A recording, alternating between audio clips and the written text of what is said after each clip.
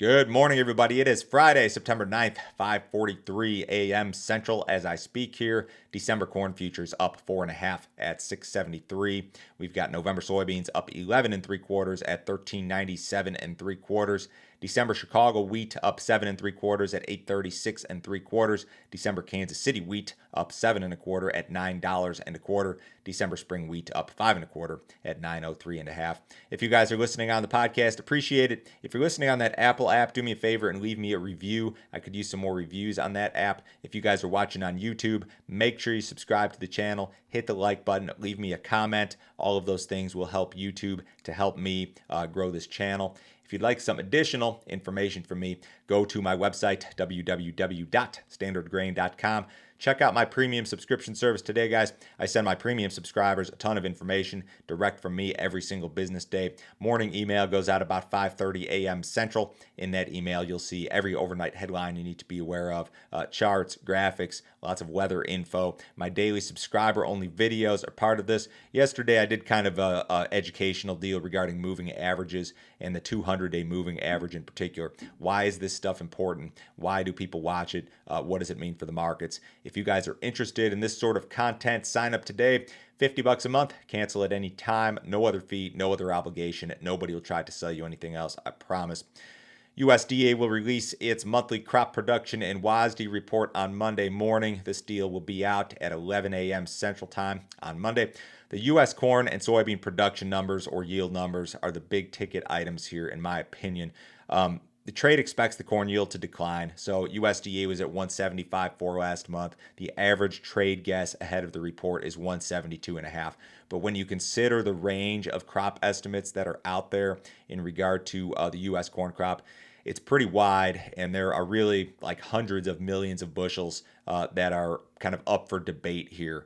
You've got USDA at 175.4 last month, and I know the trade believes that number's coming down, but that's not a guarantee. The Pro Farmer number was the lowest number out there of any of the private groups that I've seen. Their yield number was 168.1. The variation between those two numbers, last month's USDA and Pro Farmer, that's like 600 million bushels.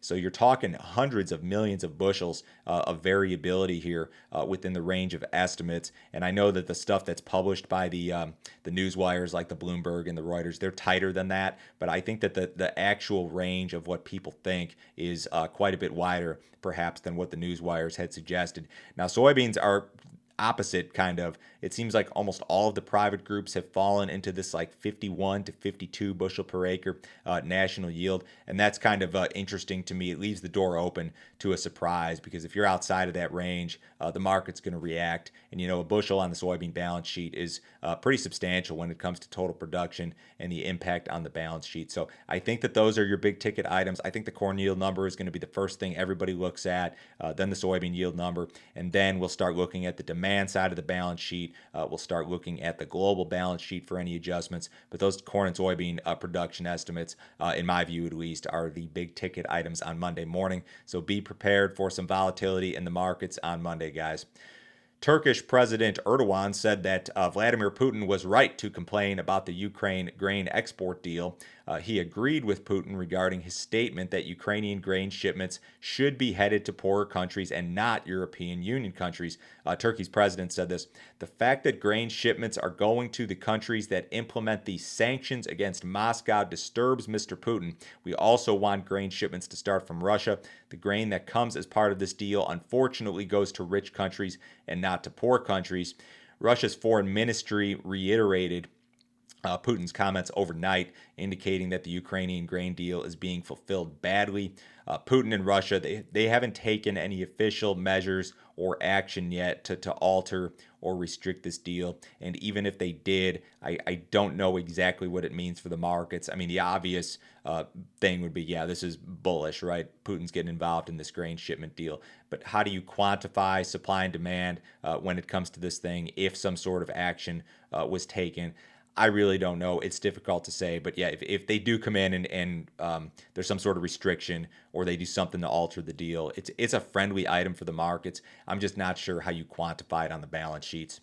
U.S. ethanol production improved last week, 989,000 barrels per day. That was up about 2% on the week, up more than 7% versus the same week last year. This is a fairly normal seasonal print. You will start to see ethanol production, in all likelihood, increase as harvest deliveries arrive at ethanol plants, around October 1st, give or take.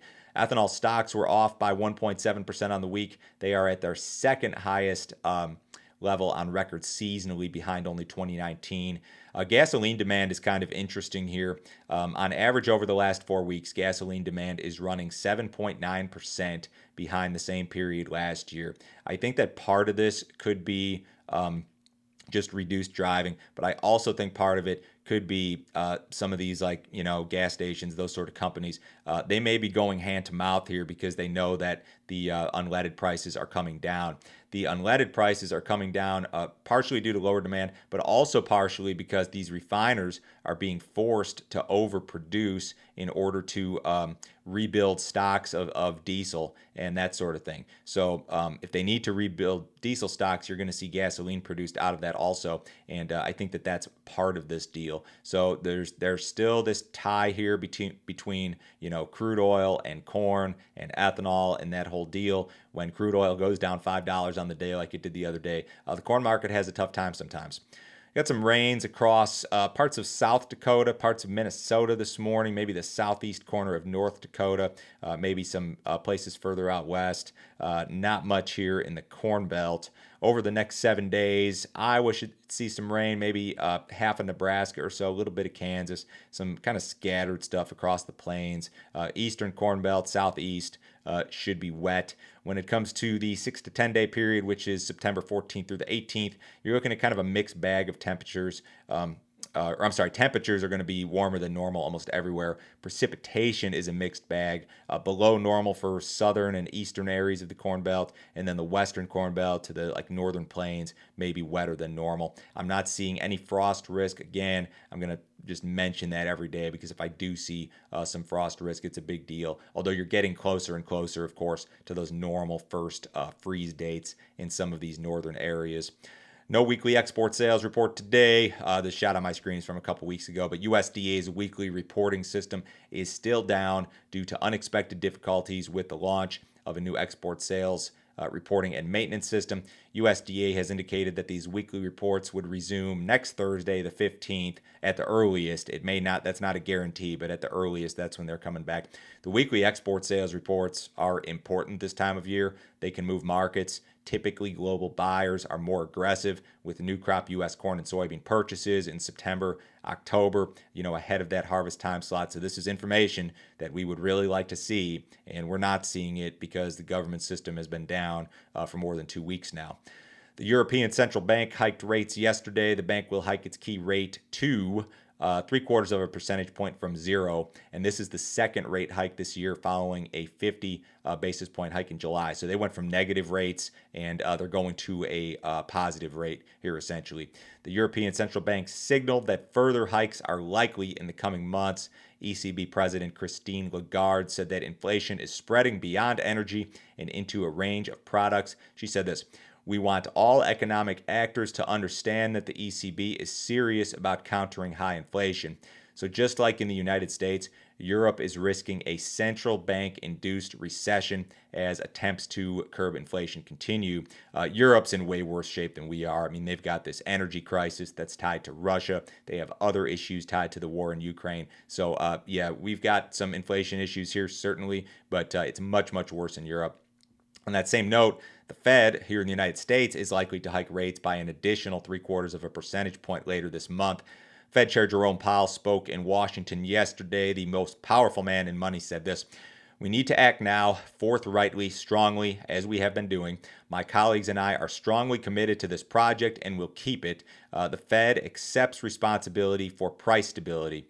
So the U.S. central bank continues to do the same thing that Europe's doing, and the U.S. has been more aggressive here. But we continue to raise rates in an attempt to curb inflation.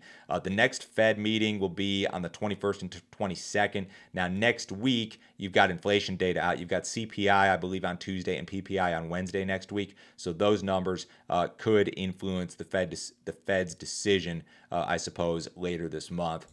The cattle market was mixed in live cattle, and we were higher in feeder cattle yesterday. There was some better volumes in cash cattle, 141 in the south and 142 to 145 in the north. In the outside markets, the U.S. dollar under quite a bit of pressure this morning, but has been very, very strong overall, of course. The S&P's up 37 points. The Dow's up 260.